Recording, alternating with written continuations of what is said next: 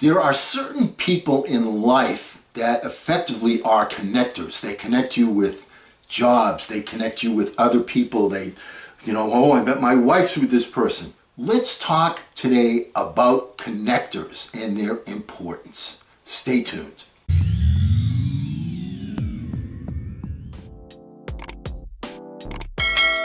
Hello again, everyone. I'm Eli's dad with Project Eli, where we educate, we lead, and we inspire.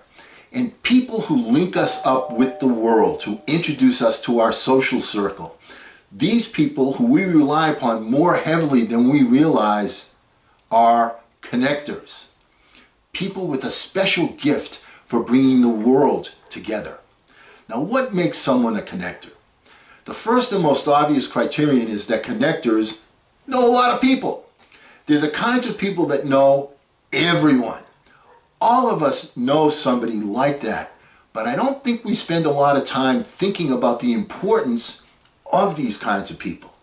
I'm not even sure that most of us believe that the kind of person who knows everyone really knows everyone, but they do. Connectors are important for more than the number of people that they know. Their importance is also a function of the kinds of people they know.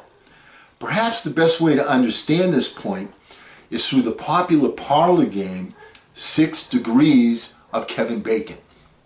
The idea behind that game is to try and link any actor or actress through the movies they've been in to the actor Kevin Bacon in less than 6 steps. So for example, O.J. Simpson was in The Naked Gun with Priscilla Presley, who was in Ford Fairlane with Gilbert Gottfried, who was in Beverly Hills Cop 2 with Paul Reiser, who was in Diner with Kevin Bacon. 4 steps.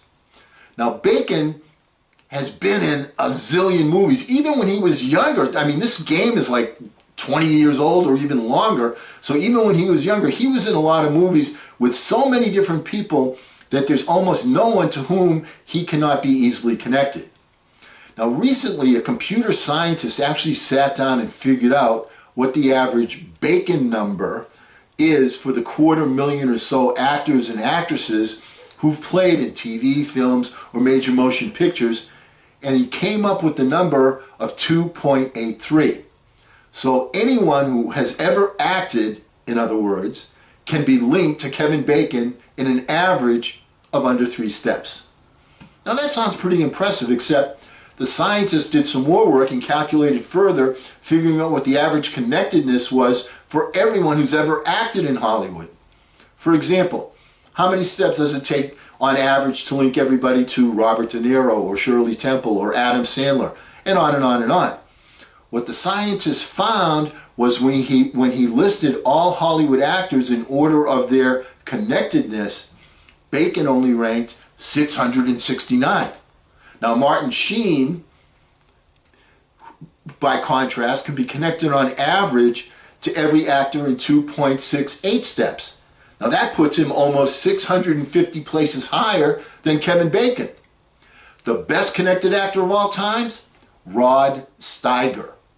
There's lots of people, however, who've made lots of movies and aren't particularly well connected. Take John Wayne. He made 179 movies in his 60-year career, and he still only ranks 116th. So what really sets someone like Rod Steiger apart from the others is his range. More than half of John Wayne's movies are westerns, meaning he made the same kind of movie with the same kind of actors over and over and over again. Now, someone like Steiger made great movies like On the Waterfront and some real stinkers like a movie called Carpool. He won an Oscar for In the Heat of the Night, and he made several B movies that went straight to video. He's been in 38 dramas, 12 crime pictures and comedies, 11 thrillers, 8 action pictures, 7 westerns, 6 war movies, 4 documentaries, 3 horror flicks, 2 science fiction films, and a musical, among others. Rod Steiger is one of those actors that has acted with everyone because he's managed to move up and down and back and forth among all the different worlds and subcultures and niches and levels that the acting profession has to offer. This is what connectors are like. They are the Rod Steigers of everyday life. They are people all of us can reach in only a few steps because for one reason or another, they manage to occupy many different worlds and subcultures. In the case of connectors, their ability to span many different worlds is a function of something intrinsic to their personality. It's a combination of curiosity, self-confidence, sociability, and energy. And they also have this thing, whatever it is, that brings people together. Now, what can we learn from this? Well, a study was done in Newton, Massachusetts, which is kind of a suburb of Boston, and they asked 100 people, how did you get your job? Well, it turns out that 56 of them got them from somebody that they know. Now, you know and I know that, the old saying, it's not what you know, it's who you know, which is somewhat true. But here's what they found out.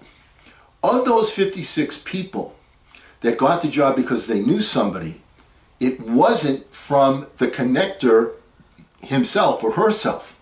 It was from somebody that the connector knew on the periphery, and they made the connection with that person.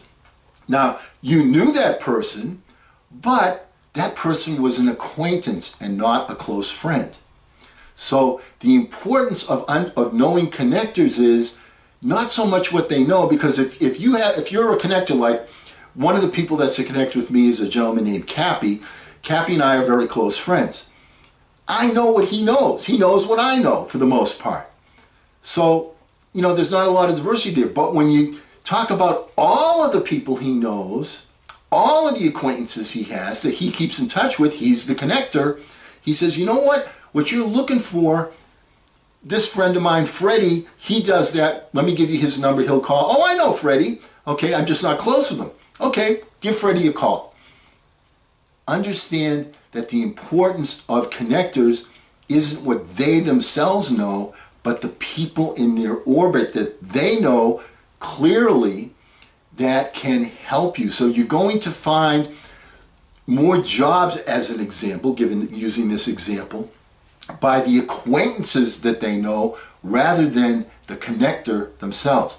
So understanding human nature, when you have an issue, when you have something you're trying to accomplish, talk it over with your connector and see if they know somebody that understands that particular situation that can help you. Oftentimes they will. So the saying, it's not what you know, who you know, actually rings true if you use the element of human nature and make that connection. That is our lesson for today. And until next time we get together, remember, don't ration the passion, fashion the passion.